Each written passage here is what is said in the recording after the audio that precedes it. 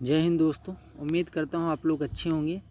तो अगर आप चैनल पे पहली बार विजिट कर रहे हैं तो हमारे चैनल को सब्सक्राइब करें, बेल आइकन को भी प्रेस कर लें ताकि मैं जो भी वीडियो डालूँ उसका नोटिफिकेशन सबसे पहले आप तक पहुँचे। और अपने दोस्तों को वीडियो शेयर करें ताकि उनको भी इस वीडियो का लाभ मिल सके। तो आज हम BSc second year chemistry first paper यानी इनऑर्गेनिक पेपर को हम आज डिस्कस करेंगे, जिसमें हम डी ब्लॉक को जानेंगे। इसको जानेंगे डी ब्लॉक एलिमेंट क्या होते हैं, डी ब्लॉक एलिमेंट को जानेंगे और ट्रांजैक्शन एलिमेंट को भी जानेंगे। किसको जानेंगे? ट्रांजैक्शन एलिमेंट को भी जानेंगे। ठीक है, तो क्या होते हैं आइए हम स्टार्ट करते हैं। तो सबसे पहले हम जानें कि डी ब्लॉक एलिमेंट क्या होते हैं डी ब्लॉक एलिमेंट। तो डी ब्लॉक एलिमेंट वह तत्व जिनमें अंतिम इलेक्ट्रॉन डी कोष में भरता है या डी कक्षकों में भरता है या भरा जाता है, डी ब्लॉक एलिमेंट या तत्व कहलाते हैं। क्या कहलाते हैं? जिनका अंतिम इलेक्ट्रॉन डी कोष में भरता है उन्हें हम डी ब्लॉक तत्व कहते हैं। क्या कहते हैं? डी ब्लॉक तत्व कहते हैं। अब ये बात आती है कि डी ब्लॉक एलिमेंट कहाँ पे हैं, कहाँ पे प्रेजेंट हैं आवर्त सारणी में यानी पीरियोडिक टेबल में डी ब्लॉक एलिमेंट कहाँ पे प्रेजेंट हैं। आपका ये क्वेश्चन ऑब्जेक्टिव के पर्पज से पूछा जा सकता है। तो देखिए आवर्त सारणी यानी पीरियोडिक टेबल में डी ब्लॉक का स्थान यानी कहाँ पे प्रेजेंट है, तो वो S block and P block के मध्य बीच में यानी मिडिल में डी ब्लॉक प्रेजेंट है, एस ब्लॉक और पी ब्लॉक के बीच में। ओके, इस ब्लॉक के अंतर्गत 3 से 12 तक वर्ग आते हैं। क्या आते हैं? 3 से 12 तक वर्ग आते हैं। इस ब्लॉक के तत्वों को संक्रमण तत्व भी कहा जाता है। क्या कहा जाता है? संक्रमण तत्व भी कहा जाता है। और आपको मैं बता दूं कि अगर ये आपको पीडीएफ चाहिए तो आप हमारे टेलीग्राम चैनल को ज्वाइन कर सकते हैं, जिसका लिंक मैं आपको डिस्क्रिप्शन बॉक्स में दे दूंगा। ये पीडीएफ आप अपने नोट्स के तौर पे इसे आप अपने सीधे गैलरी में सेव कर सकते हैं। तो आइए हम आगे बढ़ते हैं। तो संक्रमण तत्व किन्हें कहते हैं, तो आइए देखते हैं। डी ब्लॉक हमने जाना कि डी ब्लॉक तत्व क्या होते हैं। तो डी ब्लॉक तत्व वो होते हैं जिनका अंतिम इलेक्ट्रॉन डी कोष में भरता है, डी सब सेल में भरता है, डी ऑर्बिटल में भरता है, वो डी ब्लॉक एलिमेंट कहलाते हैं। और डी ब्लॉक प्रेजेंट कहाँ पे होते हैं? पीरियोडिक टेबल में डी ब्लॉक कहाँ प्रेजेंट है? तो एस और पी ब्लॉक के मध्य यानी बीच में डी ब्लॉक तत्व प्रेजेंट हैं। ओके, तो संक्रमण तत्व क्या होते हैं? संक्रमण तत्व वह तत्व होते हैं जिनके परमाणु अथवा आयन के इलेक्ट्रॉनिक विन्यास में डी कोष अपूर्ण होती है। वेरी मोस्ट इम्पॉर्टेंट चीज़ है, आप इसको बिल्कुल ध्यान रखेंगे कि संक्रमण तत्व वह होते हैं जिनके परमाणु अथवा आयन के इलेक्ट्रॉनिक विन्यास में यानी इलेक्ट्रॉनिक कॉन्फ़िगरेशन में डी कोष पूरी भरी होंगी। डी कोष में कितने इलेक्ट्रॉन आते हैं? 10। अगर उसमें 9 है तो वो क्या है? ट्रांजैक्शन एलिमेंट है, संक्रमण तत्व है। क्या है? संक्रमण तत्व है। अपूर्ण होती है, डी कोष अपूर्ण होती है। ठीक है, तो उन्हें क्या कहते हैं? हम ट्रांजैक्शन एलिमेंट कहते हैं। 12वें वर्ग में उपस्थित जिंक कैंडियम मरकरी को मरकरी जैसे तत्वों को संक्रमण तत्व नहीं माना जाता है। क्या नहीं माना जाता है? नहीं माना जाता है। और क्यों नहीं माना जाता है आपको रीज़न भी बताना है क्यों नहीं माना जाता है। तो आपको बता दूं, तो देखते हैं क्यों नहीं माना जाता है। क्योंकि 12वें वर्ग में उपस्थित जिंक कैंडियम मरकरी तत्वों के परमाणु अथवा आयन के इलेक्ट्रॉनिक विन्यास में डी कोष पूर्ण भरे होते हैं। क्या होता है यहाँ पे? डी कोष पूर्ण भरे होते हैं, इसलिए इन्हें संक्रमण तत्व नहीं माना जाता है। क्या नहीं माना जाता है? संक्रमण तत्व नहीं माना जाता है। तो डी ब्लॉक की श्रेणियाँ हम जान लगते हैं यानी डी ब्लॉक की सीरीज कौन कौन सी हैं। तो आइए हम देखते हैं। इस ब्लॉक में 4 श्रेणियाँ पाई जाती हैं, 4 सीरीज पाई जाती हैं। ठीक है, तो 3D श्रेणी जिसे हम प्रथम संक्रमण श्रेणी भी कहते हैं। तो देखिए यहाँ पे लिखा है स्कैंडियम टू जिंक, स्कैंडियम से जिंक तक यानी 21 से 30 तक इलेक्ट्रॉनिक विन्यास जिनका आएगा वो प्रथम संक्रमण श्रेणी में आएंगे। Scandium, titanium, vanadium, chromium, manganese, iron, cobalt, निकल, कॉपर, जिंक। ठीक है, इसमें फर्स्ट आएंगे। तो आप लोग इसको याद कर सकते हैं। सेकेंड है 4D श्रेणी। ठीक, 4D सीरीज यानी इसे हम द्वितीय संक्रमण श्रेणी भी कहते हैं। इसमें इट्रियम से कैंडियम तक, इट्रियम से कैडमियम तक तत्व आएंगे। इसमें 39 से 48 तक इलेक्ट्रॉनिक विन्यास जाएगा। और थर्ड पॉइंट है 5D सीरीज, यानी 5D श्रेणी जो है इन्हें हम तृतीयक संक्रमण श्रेणी भी कहते हैं। लेंथेनम से मरकरी, यानी लेंथेनम का इलेक्ट्रॉनिक विन्यास कितना होता है 57 होता है, मरकरी का 88 होता है। कितना होता है 88 होता है। लास्ट यहाँ पे है 6D श्रेणी, यानी 6D सीरीज, इसे हम चतुर्थ संक्रमण श्रेणी भी कहते हैं। तो यहाँ से AG से और UUB से B तक यहाँ पे 4D सीरीज होती है। ठीक, तो डी ब्लॉक के एलिमेंट का जो इलेक्ट्रॉनिक विन्यास होता है वो हम देखते हैं।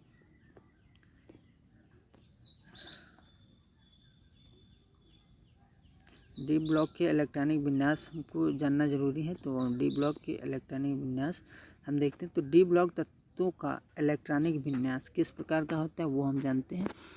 डी ब्लॉक के तत्वों का अंतिम सामान्य इलेक्ट्रॉनिक विन्यास N-1 D1 to 10 NS0 to 2 होता है। कितना होता है NS-D1 to 10 और NS0 to 2 कितना होता है 0 to 2 होता है। ये आपको याद रखना है बिल्कुल भी।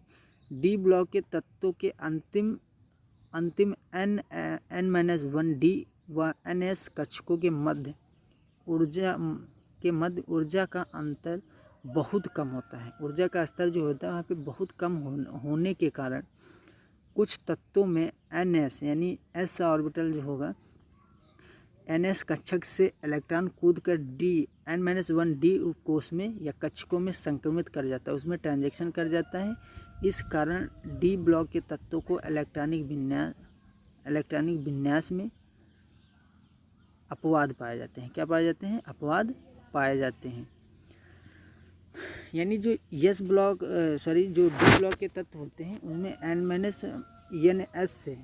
NS कक्षक से इलेक्ट्रॉन जो कूद कर N-1 D कोष में संक्रमित, उसमें से एक इलेक्ट्रॉन या दो इलेक्ट्रॉन एक इलेक्ट्रॉन उसमें से D कक्षक में आ जाएगा तो वो संक्रमित कर जाएगा। इस कारण इनके इलेक्ट्रॉनिक विन्यास में अपवाद भी पाए जाते हैं। आपको ये बात याद रखनी है। तो आइए हम आगे देखते हैं। तो डी ब्लॉक, आइए यहाँ पे आप देख सकते हैं। देखिए ये आपका डी ब्लॉक है, ये यस ब्लॉक है आपका, और ये आपका पी ब्लॉक है, और ये आपका डी ब्लॉक है। बीच में ये जो है ये आपका डी ब्लॉक है, और नीचे बचा हुआ ये एफ ब्लॉक एलिमेंट कहलाते हैं। क्या कहलाते हैं एफ ब्लॉक एलिमेंट कहलाते हैं। तो आइए हम आगे देखते हैं। डी ब्लॉक के तत्वों का इलेक्ट्रॉनिक विन्यास इस प्रकार होता है। किस प्रकार होता है देखिए, यहाँ पे मतलब ट्रिक भी दी गई है।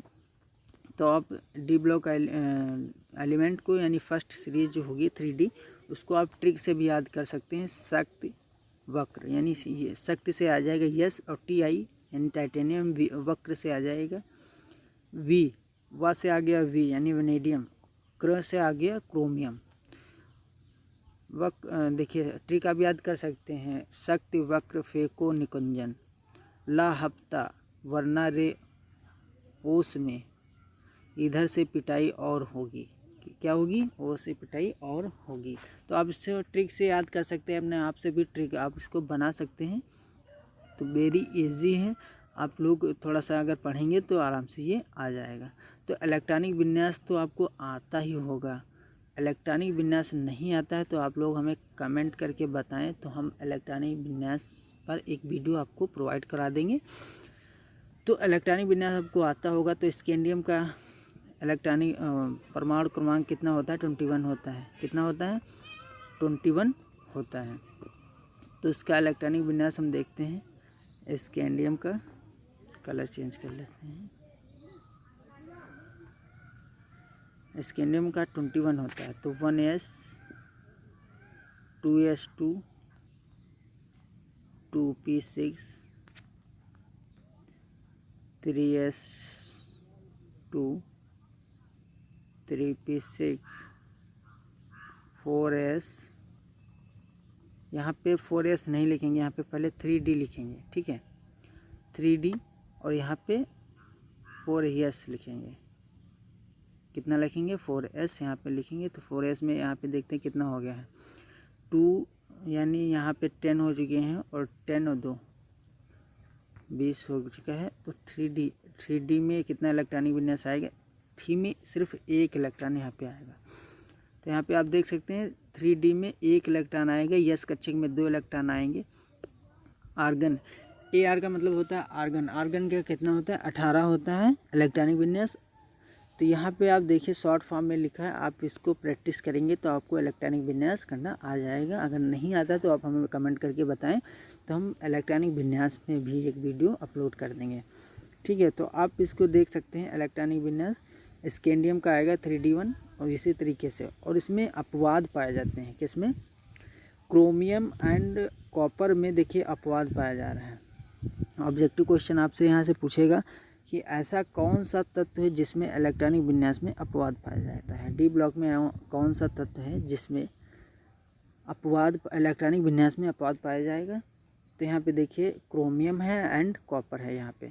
तो क्रोमियम में होता क्या है, तो 3NS यानी S कक्षक से एक इलेक्ट्रॉन इसमें 3D में एंटर कर जाएगा, 4 की जगह पे यहाँ पे 5 हो जाएगा। इसी तरीके से ये आप ये देख सकते हैं।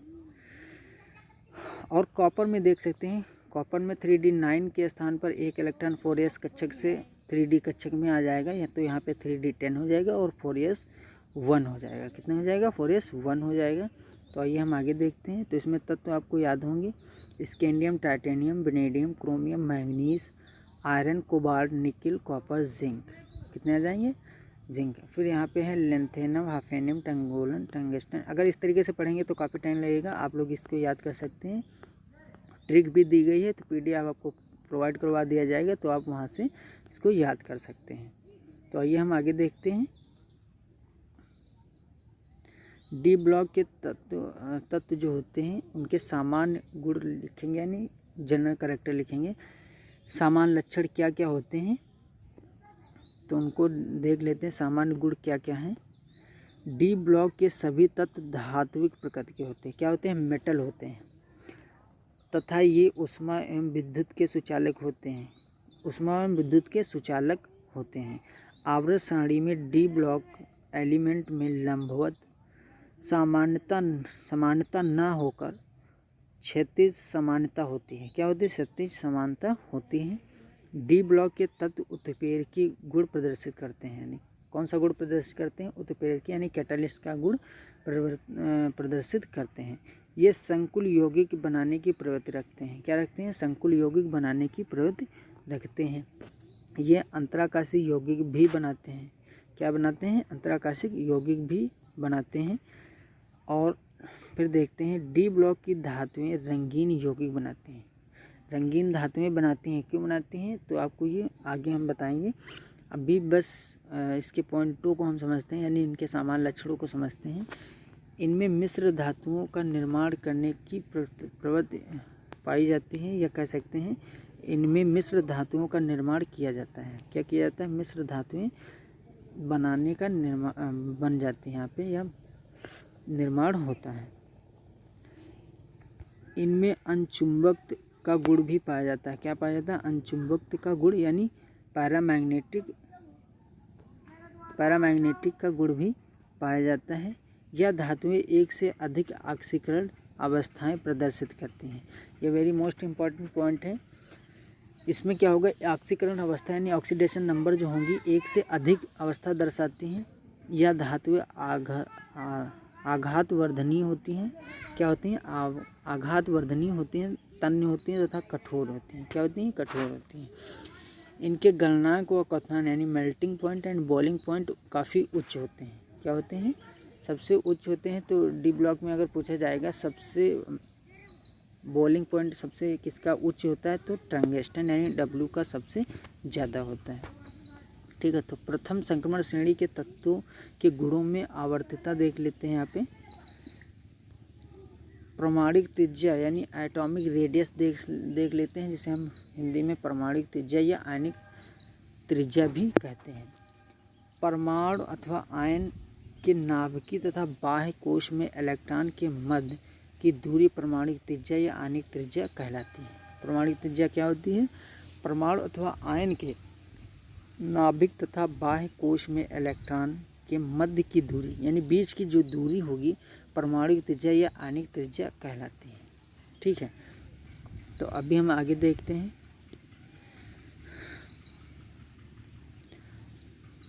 धनायनिक त्रिज्या का मान परमाणु त्रिज्या से सदैव कम होता है। धनायनिक त्रिज्या का मान परमाणु त्रिज्या से सदैव कम होता है। डी ब्लॉक की प्रथम संक्रमण श्रेणी में बाएं से दाएं चलने पर तीसरे से सातवें वर्ग तक परमाणु त्रिज्या घटती है। क्या होता है यहाँ पे? डी ब्लॉक की प्रथम संक्रमण श्रेणी में बाएं यानी लेफ्ट से राइट जाने पर तीसरे से सातवें वर्ग तक परमाणु त्रिज्या यानी एटॉमिक रेडियस घटती है। क्या होती है? घटती है। इसके बाद 10वें वर्ग तक परमाणु त्रिज्या लगभग बराबर रहती है। कितनी? लगभग बराबर रहती है। कौन से कहाँ से बराबर रहती है? 7वें तक तो घटेगी, ठीक है। इसके बाद 10वें वर्ग तक परमाणु त्रिज्या लगभग बराबर रहती है। जितनी रहती है उतनी ही बराबर रहती है। इसके पश्चात 11वें एवं 12वें वर्ग में परमाणु त्रिज्या जो होती है उसमें थोड़ी वृद्धि हो जाती है। क्या होती है? थोड़ी वृद्धि यानी थोड़ी ग्रोथ होती है, क्योंकि बाएं से दाएं चलने पर तीसरे वर्ग से सातवें वर्ग तक आयुग्मित इलेक्ट्रॉनों की संख्या बढ़ती है। तो एटॉमिक रेडियस क्यों बढ़ती है? थोड़ी सी वृद्धि क्यों हो जाती है? क्योंकि डी उपकोष में इलेक्ट्रॉनों की संख्या बढ़ जाती है, इस वजह से बढ़ जाती है। यह डी इलेक्ट्रॉन दुर्बल परिरक्षण प्रभाव दर्शाते हैं। क्या दर्शाते हैं? डी इलेक्ट्रॉन दुर्बल परिरक्षण प्रभाव दर्शाते हैं। अतः सातवें वर्ग तक परिरक्षण प्रभाव की तुलना में प्रभावी नाभिकीय आवेश बढ़ने से परमाणुविक त्रिज्या घटती है। क्या होती है? परमाणु त्रिज्या घटती है। यह डी इलेक्ट्रॉन दुर्बल परिरक्षण प्रभाव दर्शाते हैं। अतः सातवें वर्ग तक परिरक्षण प्रभाव की तुलना में प्रभावी नाभिकीय आवेश बढ़ने से परमाणुविक त्रिज्या घटती है। ठीक है, इसके बाद हम 7वां पॉइंट देखते हैं। यहाँ पे 7वें वर्ग के पश्चात डी इलेक्ट्रॉन का युग्म प्रारंभ यानी पेयर होना स्टार्ट हो जाता है। इस कारण परिरक्षण प्रभाव में वृद्धि होती है। जब पेयर इनका होने लगता है डी इलेक्ट्रॉन में, तो इसमें क्या होती है? परिरक्षण प्रभाव में वृद्धि यानी ग्रोथ होने लगती है, जो बढ़े हुए प्रभावी नाभिकीय आवेश को संतुलित कर देती है। क्या कर देती है? संतुलित कर देती है। किसको? प्रभावी नाभिकीय आवेश को संतुलित कर देती है। इस कारण 10वें वर्ग तक परमाणु त्रिज्या लगभग बराबर रहती है। क्यों रहती है?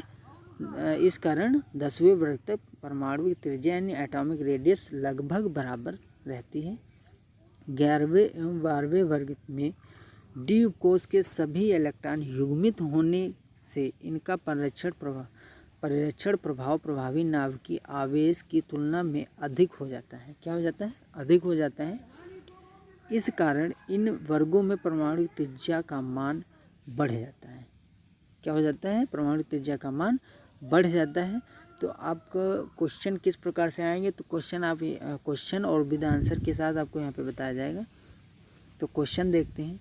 डी ब्लॉक में एक वर्ग में ऊपर से नीचे चलने पर 3D तुलना में 4D सीरीज के यानी श्रेणी के तत्वों का आकार बड़ा होता है, लेकिन 4D एवं 5D श्रेणी के तत्वों का आकार लगभग बराबर होता है। क्यों होता है? तो ये हम जानते हैं। 3D से 4D श्रेणी में चलने पर कोषों की संख्या बढ़ने लगती है। क्या होता है? 3D से जब 4D श्रेणी की ओर चलेंगे तो कोषों की संख्या बढ़ने के कारण आकार में वृद्धि होती है। आकार यानी शेप में वृद्धि होती है। लेकिन 4D से 5D श्रेणी में जाने पर 5D श्रेणी के तत्वों में आंतरिक या कक्षक में उपस्थित इलेक्ट्रॉनों के दुर्बल परिरक्षण प्रभाव के कारण उत्पन्न लेंथेनाइन कॉन्ट्रैक्शन संकुचन यानी लेंथेनाइन संकुचन, जिसे हम इंग्लिश में कॉन्ट्रैक्शन में लेंथेनाइट कॉन्ट्रैक्शन कहते हैं। तो यहाँ पे क्या होता है? लेंथेनाइट कॉन्ट्रैक्शन प्रभाव पाया जाता है। इस कारण 4D एवं 5D कक्ष श्रेणी में तत्वों का आकार लगभग बराबर हो जाता है। क्या हो जाता है? प्रभाव हो जाता है। अगर एक लाइन में कहें तो 4D और 5D के कक्षों का आकार लगभग बराबर क्यों होता है? तो सिंपल सी एक लाइन में आप आंसर दे सकते हैं, लेंथेनाइट कॉन्ट्रैक्शन के कारण इनका आकार लगभग समान होता है। क्या होता है? लगभग समान होता है। तो ये हम सेकंड देखते हैं, क्वेश्चन सेकंड को देखते हैं। तीसरे वर्ग में ऊपर से नीचे चलने पर परमाणु आकार में क्रमागत वृद्धि होती है, क्यों होती है? जो ऊपर से तीसरे वर्ग में ऊपर से नीचे चलते हैं तो परमाणु आकार में क्रमागत वृद्धि होती है, क्यों होती है? तो आइए हम देखते हैं। तीसरे वर्ग में ऊपर से नीचे जाने पर परमाणुओं के कोषों की संख्या में वृद्धि होती है। परमाणु के कोषों में यानी ऑर्बिटल्स में वृद्धि होती है तथा 5D श्रेणी के तत्व लेंथेनम पर लेंथेनाइट कॉन्ट्रैक्शन का प्रभाव नहीं होता। क्या होता है?